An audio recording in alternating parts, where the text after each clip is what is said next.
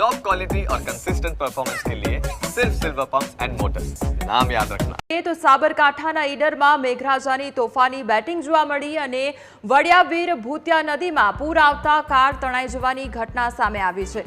કારમાં સવાર દંપતીનું રેસ્ક્યુ કરવામાં આવ્યું તો ઘોડાપુર વચ્ચે દંપતીનું રેસ્ક્યુ કરવામાં આવ્યું છે। તો ઈડરની આ સમગ્ર ઘટના સામે આવી છે, જેમાં કાર તણાઈ જવાની ઘટના બની હતી। તો દંપતી કારમાં સવાર હતું અને દંપતીનું રેસ્ક્યુ કરવામાં આવ્યું છે।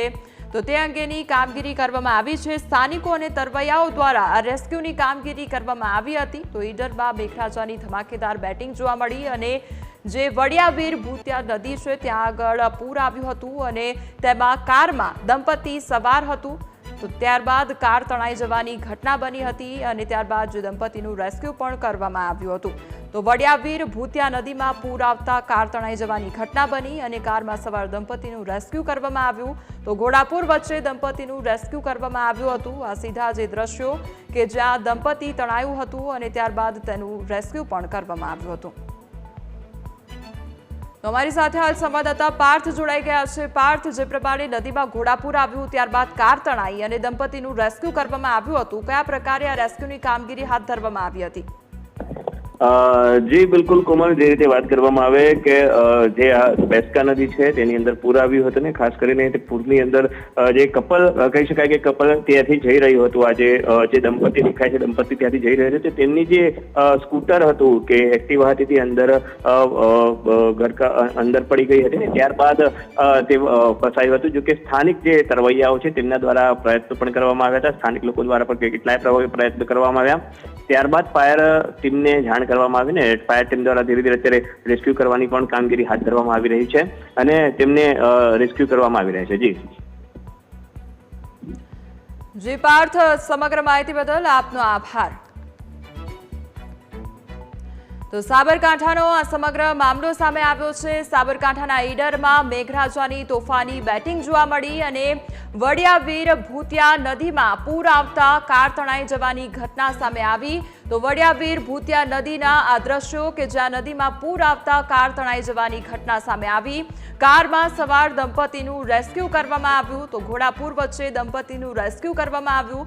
સ્થાનિકો અને તરવૈયાઓએ રેસ્ક્યુ કર્યું હતું અને કોઝવે પરથી પસાર થતી વખતે કાર તણાઈ જવાની ઘટના સામે આવી હતી।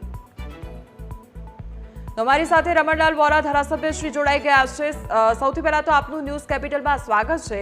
હવે રમણલાલજી, જે પ્રમાણે સાબરકાંઠામાં અતિશય વરસાદ વરસ્યો અને ત્યારબાદ આ પૂર આવવાની જે પરિસ્થિતિ સર્જાઈ હતી તેમાં દંપતી હતું તે પણ તણાઈ જવાની ઘટના બની હતી અને આખરે રેસ્ક્યુ કરવામાં આવ્યું, પરંતુ અહીંયા આ પ્રકારની પરિસ્થિતિ અવારનવાર ન સર્જાય તેને લઈને શું ધ્યાન રાખવામાં આવી રહ્યું છે? પહેલા તો ઈડર તાલુકાનું કડિયાદરા ગામ ખૂબ મોટું ગામ છે, એની બાજુમાં કેરોલ નદી આવે છે। એ નદીમાં જ્યારે આ કપલ કાર લઈને નીકળીને અચાનક એમની કાર બંધ થઈ ગઈ। એ વખતે માત્ર ઢીંચણ સમૂહ પાણી હતું, પરંતુ ઉપરવાસના વરસાદના કારણે અચાનક પાણી આવ્યું અને એના કારણે આ બંને યુગલ એ કારને ઉપર બેસી ગયા। ગામના લોકોએ મને પણ જાણ કરી, મેં કલેક્ટરશ્રીને, એસપીશ્રીને, એનડીઆરએફની ટીમને અને જિલ્લાના વહીવટીતંત્ર, ફાયર બ્રિગેડ બધાને, એના કરતાં ગામના લોકોએ ખૂબ મહેનત કરી અને મહેનતના પરિણામે આ લોકોનું હેમખેમ રેસ્ક્યુ પણ કરવામાં આવ્યું। સામાન્ય રીતે આ નદીમાં આટલું પાણી હોતું નથી, ઉપરવાસના અચાનક વરસાદના કારણે આવ્યું અને કોઈ બ્રિજ કે રોડ કે એવું કંઈ નહોતું, પણ કપલે ઓછું પાણી હતું અને ઓછું પાણી હોવાના કારણે એમને કદાચ કાર નાખી હશે અને અચાનક કાર બંધ થઈ જવાની આ ઘટના બની છે। એટલે હવે તો આવી રીતે લોકો ત્યાં પ્રવાહમાં, ચાલુ પાણીના પ્રવાહમાં ન જાય એની કાળજી વહીવટીતંત્રએ પણ લેવી પડશે ને ગામના નાગરિકો પણ એમાં સહયોગ કરશે।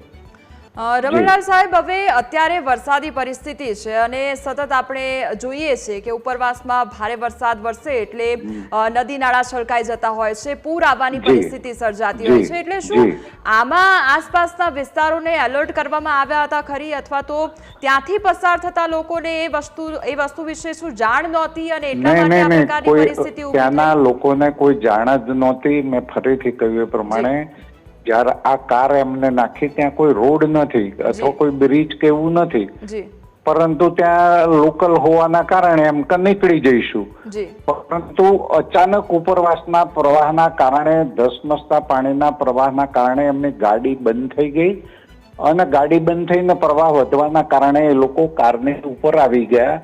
તેના લોકલ લોકોએ, કડિયાદરા ગામના લોકોએ ખૂબ જહેમત કરી, લોકલ તરવૈયાઓએ પણ સરવારે જિલ્લાનું વહીવટી તંત્રના સજાગતાના કારણે એનડીઆરએફની ટીમ અને બાકીનું વહીવટી તંત્ર આવવાના કારણે એનું હેમખેમ રેસ્ક્યુ કરવામાં આવ્યું છે.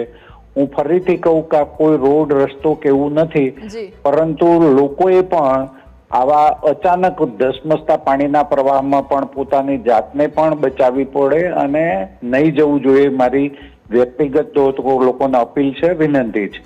જી રમણલાલજી, જે પ્રમાણે આપે કહ્યું કે આ લોકલ વ્યક્તિ હતા અને કદાચ લોકલ હશે એટલા માટે જે નદીનું જે વહેણ હતું એમાંથી જવાનું કદાચ એ લોકોએ પસંદ કર્યું હશે કે ત્યાંથી અમે નીકળી જઈશું, પરંતુ આ પ્રકારે કોઈ અન્ય વ્યક્તિ આગામી સમયમાં ભવિષ્યમાં અહીંયાથી ન નીકળે અથવા તો જે ચાલતું પાણી હોય તેમાંથી નીકળવાનો પ્રયાસ ન કરે, તેના માટે હવે સ્થાનિક તંત્ર શું કરશે? એટલે મેં અગાઉ કહ્યું એ પ્રમાણે જિલ્લા તંત્રમાં કલેક્ટરશ્રી, એસપીશ્રી, બાકીના બધા લોકોની વાત થઈ છે.